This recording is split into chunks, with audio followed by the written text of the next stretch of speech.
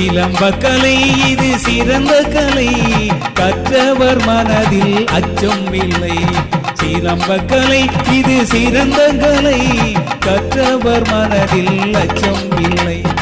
இடது நிலை இது வலது நிலை, உடலில் தெரியுது ராஜகலை. இடது நிலை இது வலது நிலை, உடலில் தெரியுது ராஜகலை.